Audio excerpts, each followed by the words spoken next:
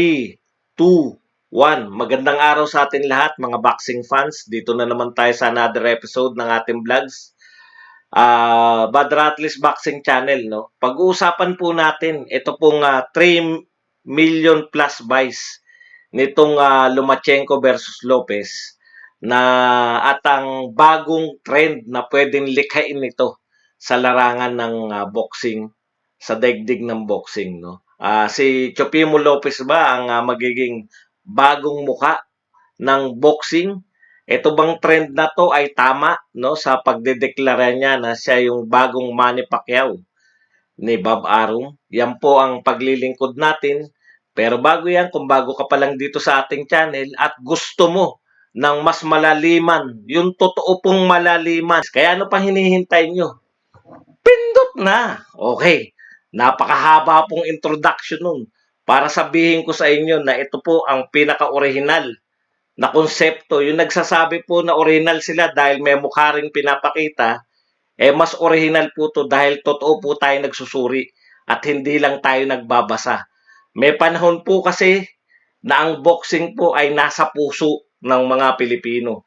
Pag nagkwentuhan po yan, nagkakaalaman po tayo dahil pare-pareho tayong nanood, kaya may karapatan tayong pare-parehong magsuri. Hindi po tayo nanonood ng dapat sa boxing vlog na to. Vlogger lang po ako, pero pinahahayag ko po sa inyo bilang isa sa mga katulad kong napanood na yung mga pinag-uusapan natin. No? Susuriin po natin. Yung mga nagsasabi po na napaka-boring naman yan, bakit panay mukha mo? Hindi po bagay sa inyo tong boxing vlog na to. Maghanap po kayo doon. Marami pong mga boxing vlog dito. Mananawa kayo sa kabibidyo. Yun po ang panoorin nyo. Ito po ay pang mga may gusto na magsuri. Gustong makipagkwentuhan. Yan po yung panahon namin. No? Hindi ko sinasabi na yung sumunod sa aming mga panahon ay ban-ban na. Wala po kaming pagtatangi. Lahat po na mahilig sa boxing, welcome po dito. Dito po sa channel na to, hindi pa kayo uuriin. Hindi sasabihin, ikaw, fans ka ni ganun kasi casual ka lang.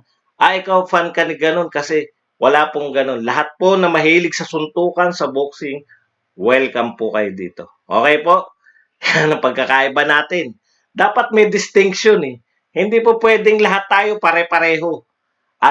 Kumbaga sa karinderya, may kanya-kanya tayong specialty. Okay?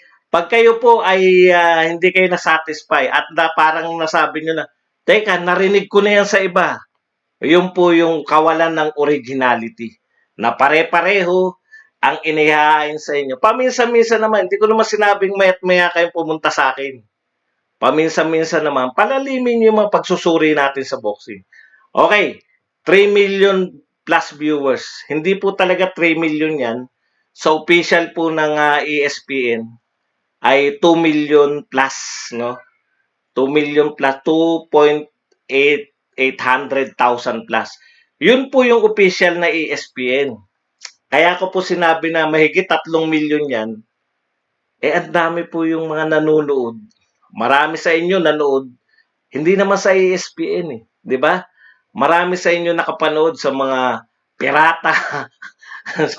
sa mga kayo nanonood, sa mga live stream na may nagbigay sa inyo ng link. No? Yan po yung ano. Pero ito po ay sa Free TV. Tama yung sinabi ni Jojo. Abentagero, no? Ito po ay sa Free TV makikita, no? Kaya po umabot ng 3 million. Kasi ang kadalasan, maliban dun sa Pacquiao Mayweather na umabot ng 4 million plus pay-per-views, kadalasan po, blockbuster na po pag umabot ng milyon ang pay-per-view nyo, no? So, kung sa pay-per-view model, kikita lang po ang boxer ng malakihan pag umabot ng 500 plus. Kumpara po natin yan sa nagdaan lang na napakalaking event sa boxing. Yung Charlo Brothers. Ilan po ang alam nyo po, pag malaki kinita ng pay-per-view, wala pang isang linggo, nilalabas na kagad yung figure eh. Hindi nyo ba na po na yun? Pero ngayon, hindi pa rin natin alam. Kaya nagre-range po ito.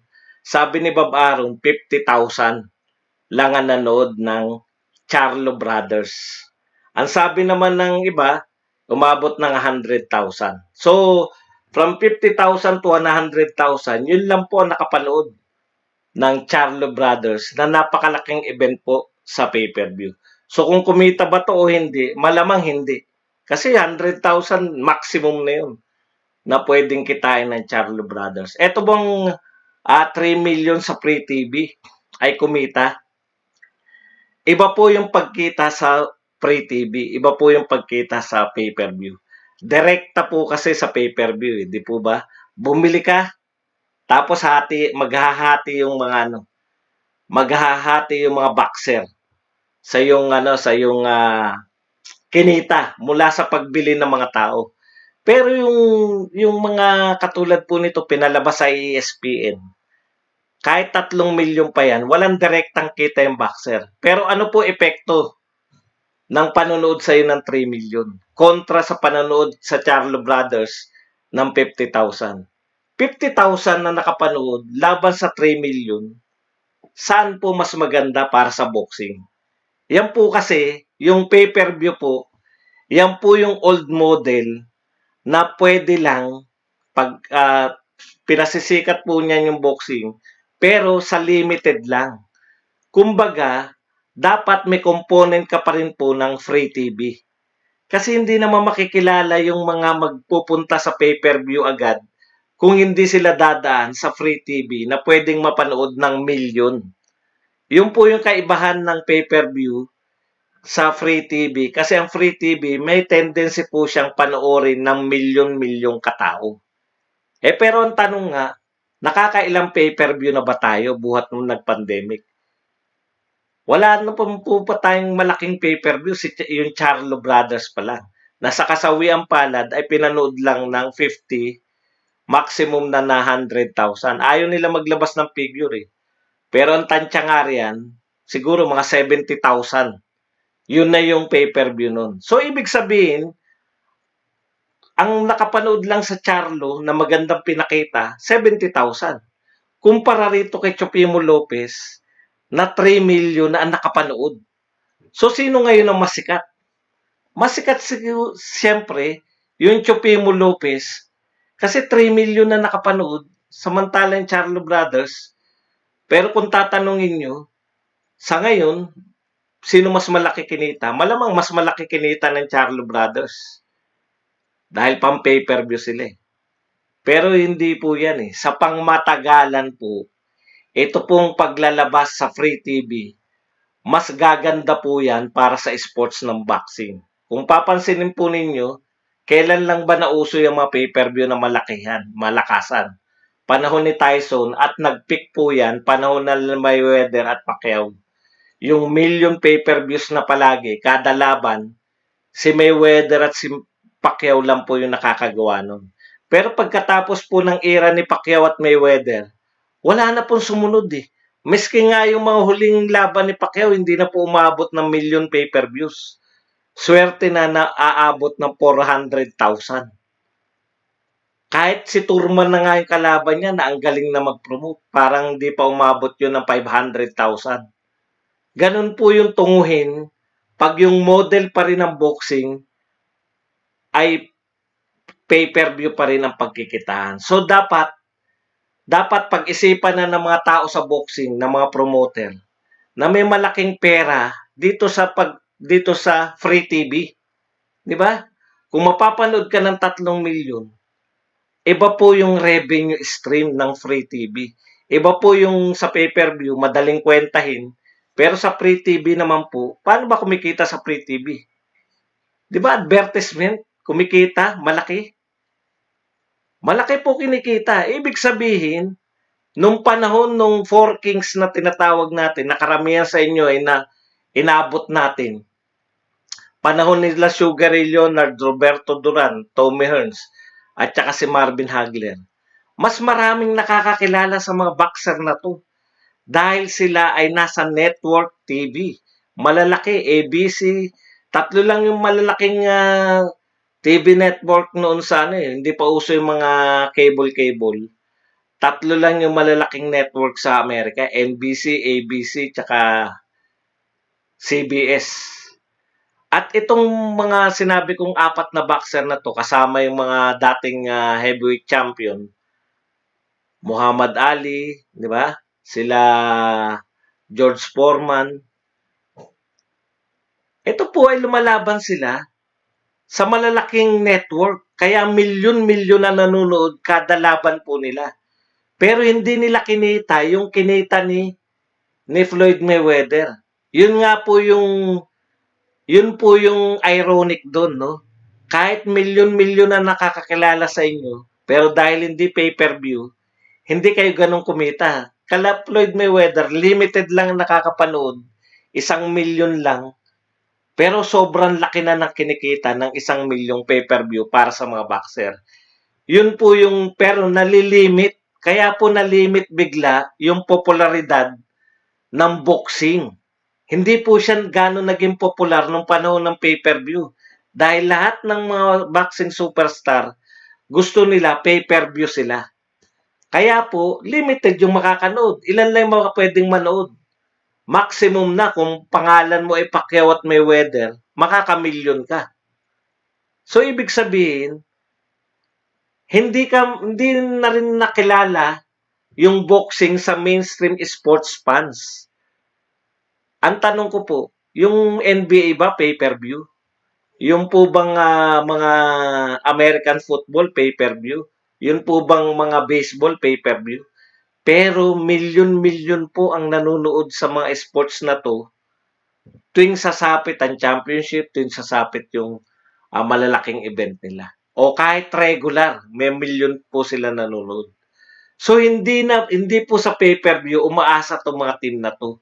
Sa tingin ko, dahil naipakita ni Lopez na hindi pa patay ang boxing, ang dami po kasing naglilibing na sa boxing. Yung mga panahon na halos wala na nanonood, halos tinatalo na ng MMA yung boxing, ang dami na nagsasabi na patay na ang boxing, wala na yan, di nang baka kabangon. Ang Lopez versus Lomachenko po ay nagpapatunay na buhay pa ang boxing. No? Gustong-gusto pang panoorin ang boxing. Ano po ang ayaw na ng mga boxing fans? Ayaw na nilang manood ng mga Terence Crawford versus Mean Machine.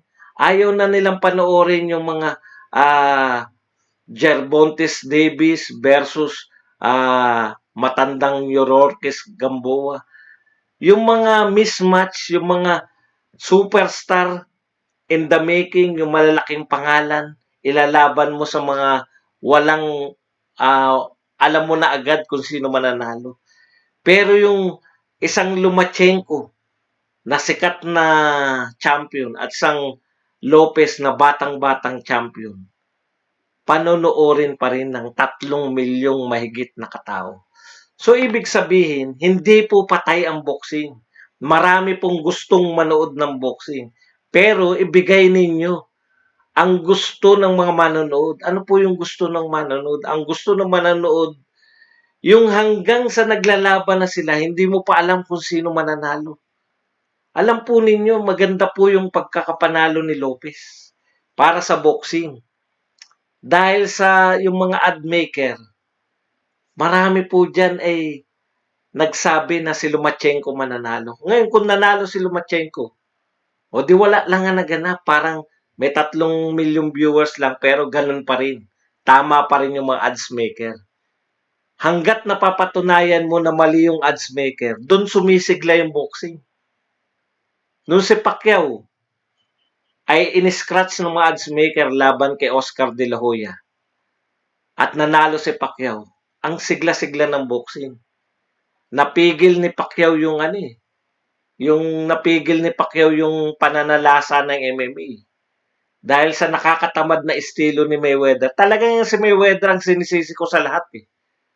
Bagamat siya yung pinakamalaking kinita sa boxing, naging modelo siya ng mga boxer na mga cherry picker, hoping na magagaya nila yung karir ni Mayweather.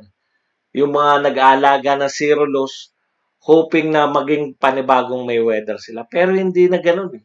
Sabi nga ni Chopimo Lopez, follow my lead, di ba?